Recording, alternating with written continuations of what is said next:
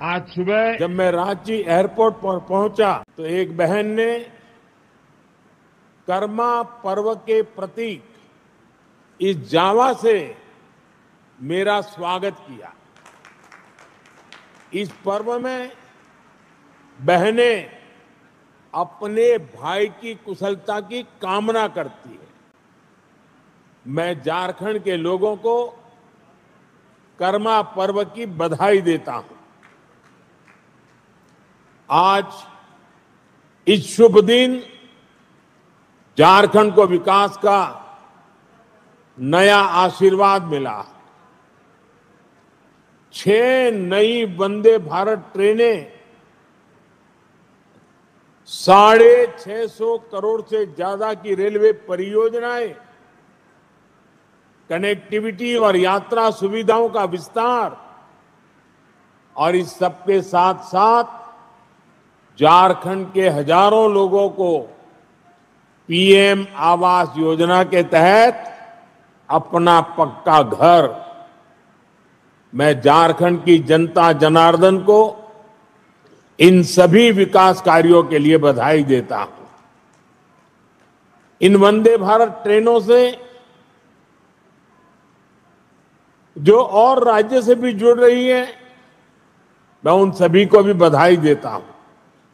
साथियों, एक समय था जब आधुनिक सुविधाएं, आधुनिक विकास देश के केवल कुछ शहरों तक सीमित रहता था।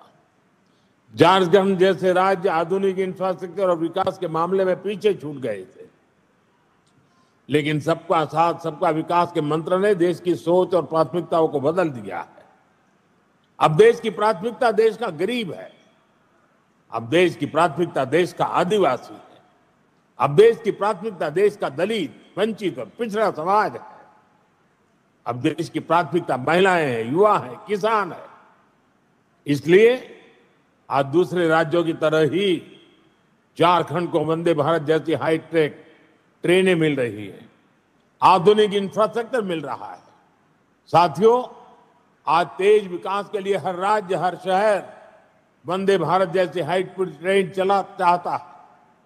अभी कुछ ही दिन पहले मैंने उत्तर और दक्षिण के राज्यों के लिए 3 नई वंदे भारत एक्सप्रेस को हरी झंडी दिखाई थी।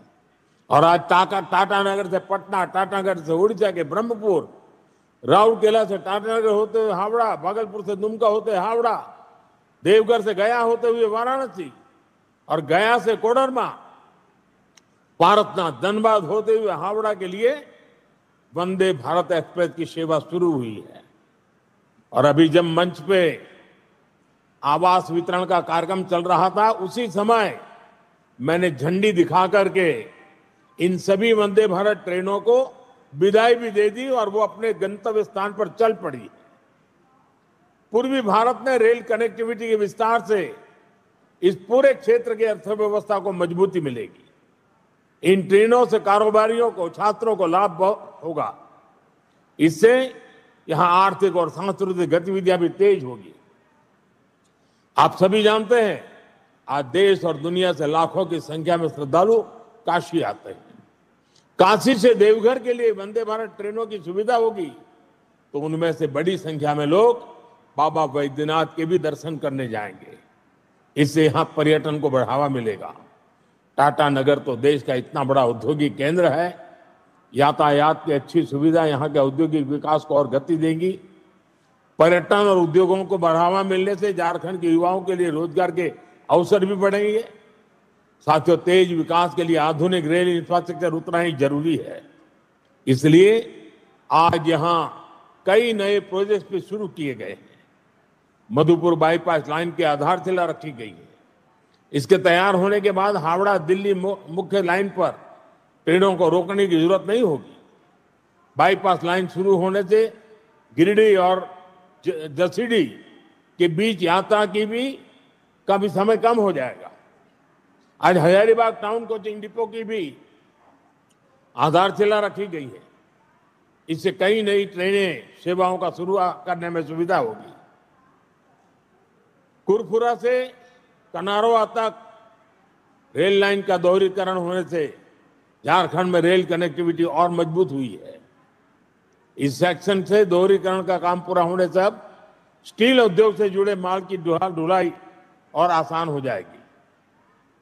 साथियों, झारखंड के विकास के लिए केंद्र सरकार ने राज्य में निवेश भी बढ़ाया है और काम की गति भी तेज की गई है।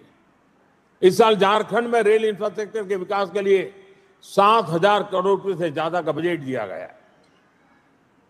अगर हम इसकी तुलना 10 साल पहले मिलने वाले बजट से करें तो 16 गुना ज्यादा है।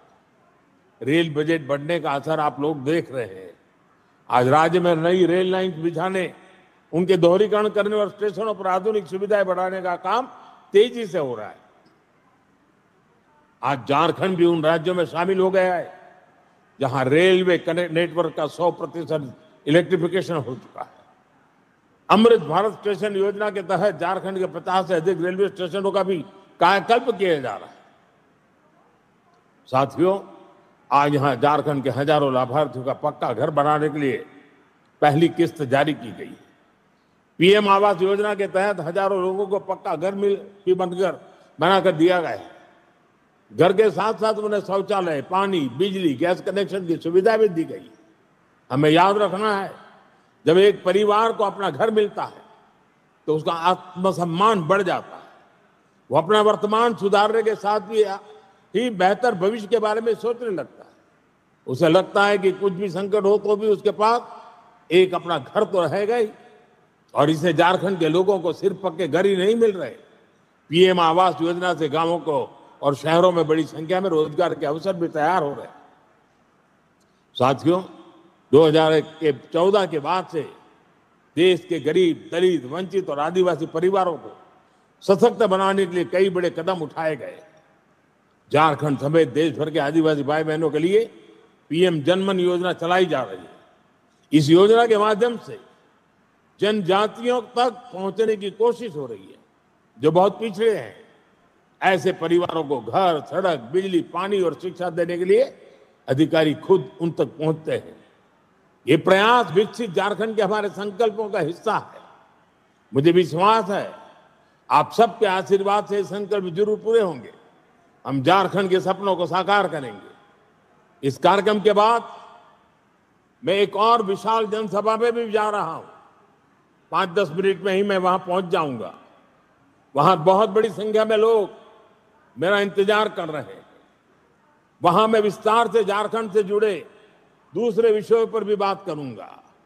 लेकिन मैं झारखंड वासियों की क्षमा भी मांगता हूं, क्योंकि मैं रांची तो पहुंच गया लेकिन प्रकृति ने मेरा साथ नहीं दिया और इसलिए यहां से हेलीकॉप्टर निकल नहीं पा रहा है, वहां पहुंच नहीं पा रहा है। और इसके कारण मैं वीडियो कॉन्फ्रेंस से इन सारे कार्यक्रमों का आज उद्घाटन और लोकार्पण कर रहा हूं। और अभी सार्वजनिक सभा में भी मैं सबसे वीडियो कॉन्फ्रेंस से जी भर करके बहुत सी बातें करने वाला हूं। मैं फिर एक बार आप सभी यहां आए इसके लिए आपका बहुत बहुत धन्यवाद करता हूं। नमस्कार।